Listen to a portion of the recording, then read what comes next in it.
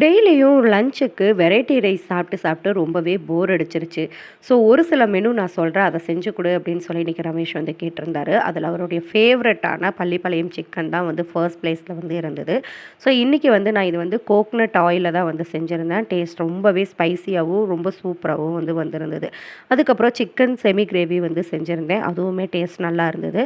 சுட சுட ஒயிட் ரைஸ்ல வந்துட்டு சிக்கன் கிரேவியும், சிக்கன் பள்ளிப்பாளையமும் வச்சு சாப்பிட்றதுக்கு ரொம்பவே சூப்பரான ஒரு டேஸ்ட்ல வந்து இருந்தது. மதிய ஒரு லஞ்சுக்கு ஒரு சூப்பரான மெனு, நான்வெஜ் மெனு அப்படின்னே வந்து சொல்லலாம்.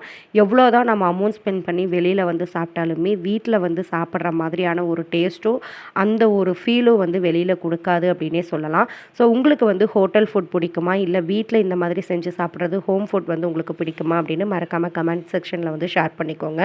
நம்மளுக்கு பிடிச்சத விட, நமக்கு பிடிச்சவங்க சாப்பிடுற விஷயங்கள நம்ம பார்த்து பார்த்து செஞ்சு குடுக்குறது அப்படிங்கிறதே ஒரு ஸ்பெஷல் தான்.